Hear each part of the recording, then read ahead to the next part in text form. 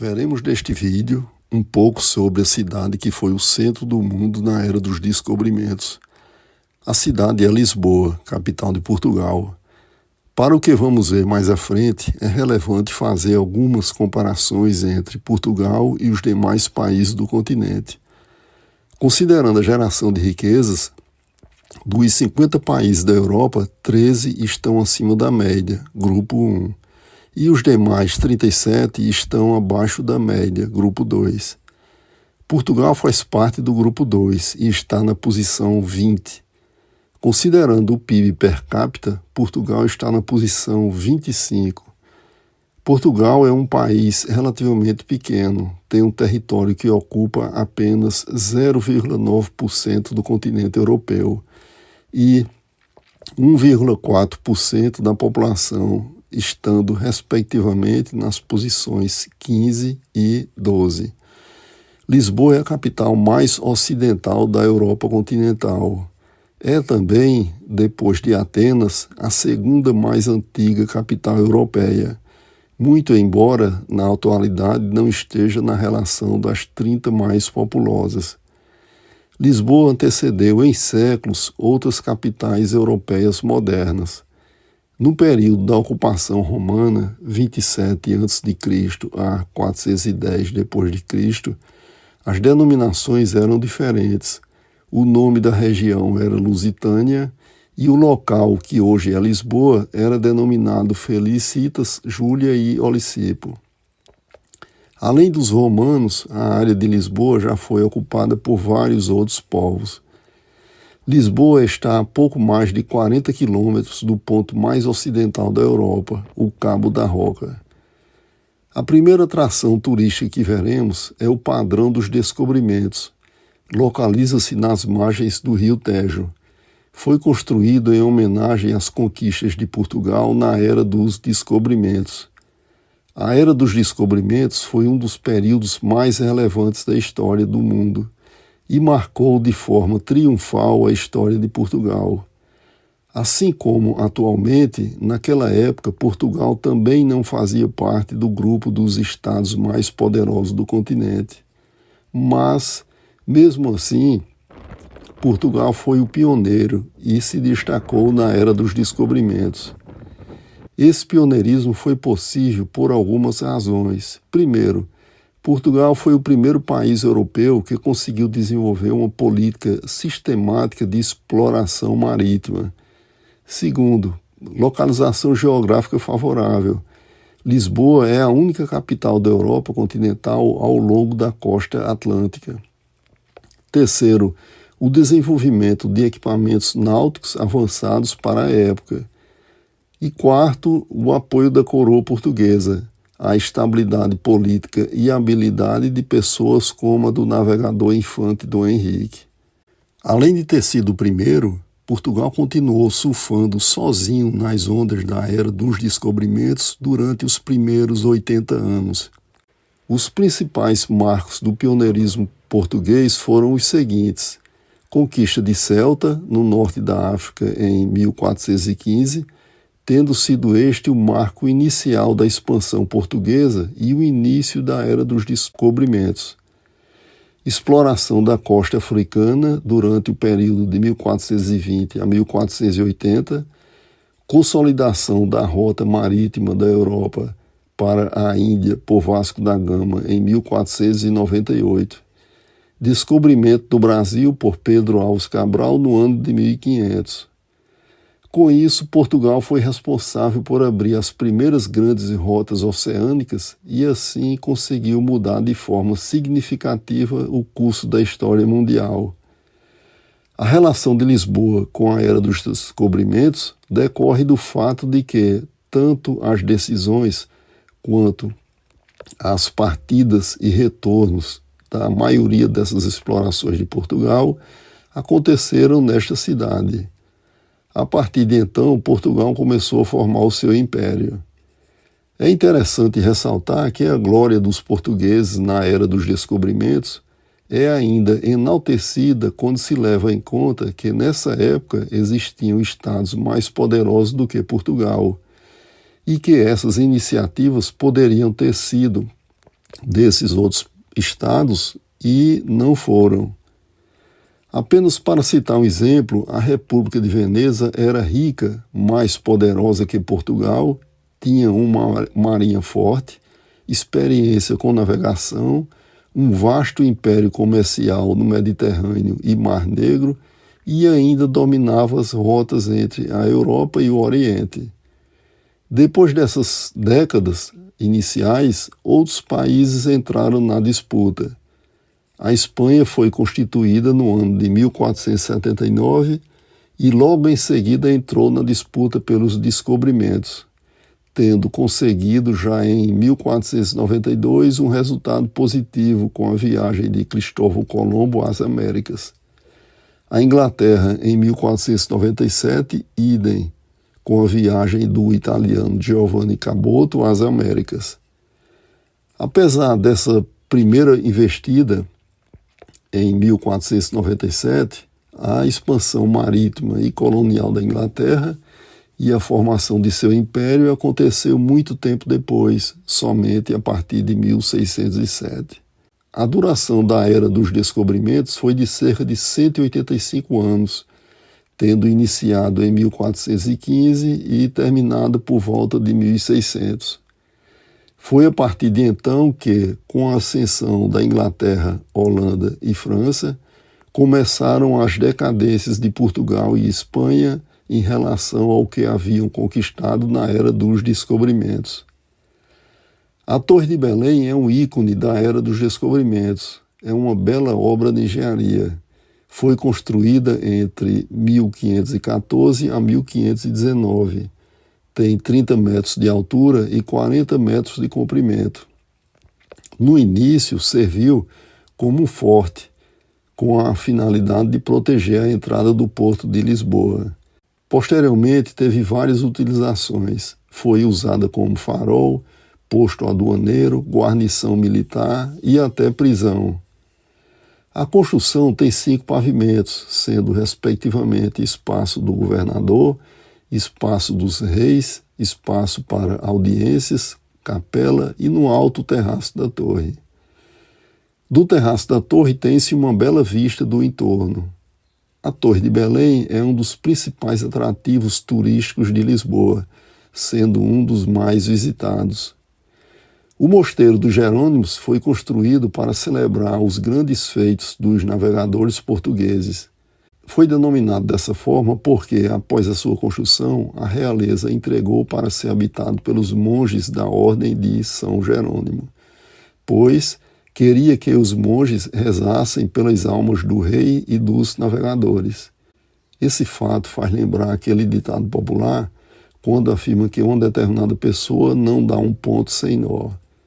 O Mosteiro dos Jerônimos é uma das mais importantes atrações turísticas de Portugal. A beleza do prédio, a história e a sua simbologia ressaltam toda essa importância. Está situado próximo do local de onde partiam as expedições marítimas portuguesas. O Mosteiro dos Jerônimos é composto por vários espaços: a Igreja de Santa Maria de Belém, o claustro, sala do capítulo, coro alto, sacristia, refeitório, locais de exposições temporárias e museus. Lá estão enterrados figuras importantes como Vasco da Gama e Luís de Camões. O claustro do mosteiro é belíssimo. O Panteão Nacional tem como propósito homenagear a memória dos portugueses que se destacaram por serviços prestados ao país. Encontra-se instalado na Igreja de Santa Engrácia.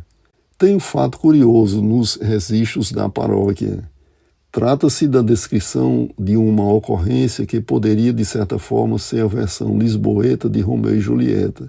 Consta-se no registro que um jovem foi acusado de roubar o relicário de Santa Engrácia, simplesmente porque ele fora visto circulando à noite próximo da igreja. Quando questionado da acusação, o jovem disse ser inocente, mas não mencionou qual teria sido o motivo que costumava circular à noite pelo local. Como resultado, o jovem foi condenado à fogueira. Depois da execução da pena, descobriram quem foi o verdadeiro culpado, e com isso descobriram também qual foi o motivo do silêncio do jovem sobre o que fazia ele circular pelo local à noite. Ele estava apaixonado por uma freira do convento Santa Clara, que era próxima da igreja. E os dois pretendiam fugir, porque, além da provável não concordância do convento, o relacionamento era proibido pelo pai da moça. O Museu Nacional dos Coches é um museu de veículos de transporte de épocas anteriores ao surgimento do automóvel. Abrange mais de 70 veículos usados pela realeza portuguesa e europeia entre os séculos XVI e XIX. É uma das mais importantes coleções de carruagem do mundo e inclui coches, carruagens, liteiras, cadeirinhas e arreios. É o museu mais visitado de Portugal. São vários os modelos de carruagens, variando em termos de tipos de cabines, tração, acessórios e itens de luxo, desenvolvidos para atender as necessidades e os desejos dos clientes, sejam estes reis, rainhas, papas, embaixadores, príncipes, princesas, outras autoridades ou qualquer outra. Pode-se dizer que algumas carruagens parecem ser obras de arte em rodas, apresentando esculturas, brasões, pinturas e tapeçarias, pois dá para perceber o nível de requinte e daí imaginar o quão forte deveria ser o desejo de ostentação. Com isso, pode-se imaginar um pouco de como era o modo de vida da época. O museu oferece uma oportunidade para entrar no imaginário da história da monarquia portuguesa, da diplomacia e da vida na corte. É um contexto em que o transporte se misturava com a arte e o luxo na vida aristocrática. Além de tudo, o museu apresenta uma oportunidade para que seja apreciado como foi a evolução dos meios de transporte e de tração animal. O Castelo de São Jorge é uma fortaleza milenar em pleno perímetro urbano de Lisboa. O castelo é de origem anterior aos romanos. Ao longo do tempo, a cidade sofreu inúmeras invasões e, com isso, o castelo foi destruído e reconstruído várias vezes. Além das invasões, o castelo foi também danificado pelos efeitos da natureza, nos vários terremotos que atingiram a cidade de Lisboa.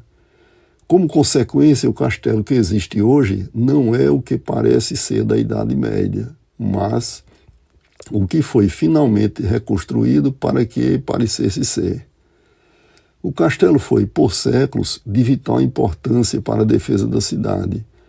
A localização no alto, as muralhas, torres e portas fortificadas contribuíram de forma decisiva para isso. Em função da boa visualização sobre o rio Tejo e a cidade, foi também utilizado como ponto de vigilância.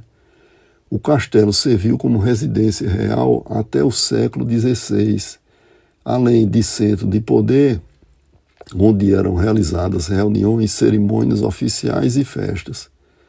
O acesso é permitido a quase todas as partes das torres e muralhas e a vista é muito boa. Dá para ver o centro histórico, o rio Tejo, a ponte 25 de Abril e a zona de Belém. Logo após a entrada no castelo encontra-se um miradouro, jardins, o ambiente é bem arborizado e é possível encontrar pavões soltos. O Castelo de São Jorge é um ambiente muito agradável. No castelo acontecem eventos de vários tipos, desde encenações de teatro, música e até exposições e atividades educativas sobre a história de Lisboa. Que de criminais que vá cozer ao inferno. Escrito estás no caderno das emendas infernais. Ah, barqueiro, que aguardais? Vamos, venha à prancha logo e leva aquele fogo. Não discutamos mais. Até aqui exploramos a parte antiga de Lisboa. Veremos agora algumas atrações da parte moderna da cidade. A Torre Vasco da Gama é uma construção com o objetivo de marcar a cidade com um símbolo moderno. É uma homenagem ao navegador Vasco da Gama e à tradição marítima portuguesa, apresentando-se com um formato que remete à vela de um navio. A Torre Vasco da Gama é um conjunto compreendido por um edifício e uma estrutura metálica. ao longo de um mirador e uma antena no alto, medindo 145 metros de altura. O mirador é coberto e, com suas 38 janelas, tem-se uma visão em 360 graus da cidade e do Rio Tejo. A Torre Vasco da Gama é um dos edifícios mais altos de Portugal. Nas proximidades encontra-se a Ponte Vasco da Gama, que é uma das mais longas da Europa. O teleférico do Parque das Nações é um meio de transporte por cabo, que vai da Torre Vasco da Gama ao Oceanário de Lisboa e vice-versa. A distância entre esses dois pontos é de 1.230 metros e o teleférico funciona com 44 cabinas fechadas, com capacidade para até 8 pessoas em cada uma. O trajeto dura de 8 a 10 minutos. A visão que se tem durante o percurso de um teleférico complementa em menor amplitude e maior proximidade com a que se tem do alto da Torre Vasco da Gama. Durante o deslocamento, tem-se uma boa oportunidade para apreciar e fazer registros fotográficos e, dependendo do tempo, pode-se ser contemplado com a luz dourada do sol se refletindo nas águas do Rio Tejo. O Oceanário de Lisboa é um dos maiores oceanários da Europa e um dos mais completos e visitados do mundo. Abrange vários aquários e o destaque é o principal destes, com 5 bilhões de litros de água, simula o oceano global, onde convivem tubarões, barracudas, peixes-lua, raias, moreias e cardumes de diversas espécies. A experiência do oceanário é proporcionar ao visitante a ilusão de estar mergulhado no oceano, bem próximo das espécies marinhas, circulando o tempo todo para lá e para cá. Ao redor existem outros 4 aquários, simulando os oceanos Atlântico Norte, Pacífico Temperado, Antártico e Índico Tropical, cada um ambientado com as espécies e vegetação típicas de sua região. Lisboa é famosa por seus miradouros, que oferecem vistas encantadoras da cidade, do Rio Tejo e das colinas. São locais para encontros, inspiração e contemplação. Os miradouros mais famosos são o Miradouro de Santa Luzia, o Miradouro Nossa Senhora do Monte, o Miradouro São Pedro de Alcântara, o Miradouro do Parque Eduardo VII e, como já mencionado, o Miradouro do Castelo de São Jorge.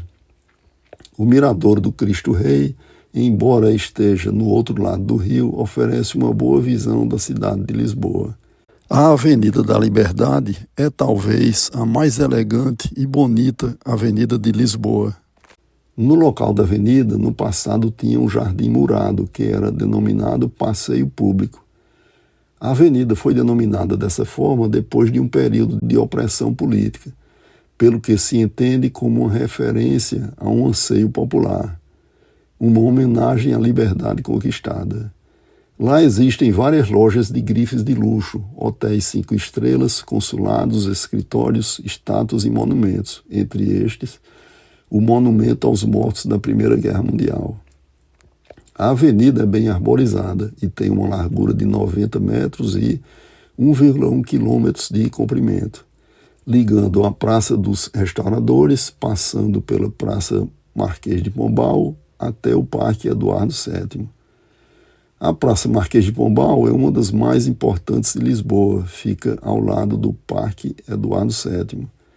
No centro da praça encontra-se um monumento com 40 metros de altura com a estátua do Marquês de Pombal.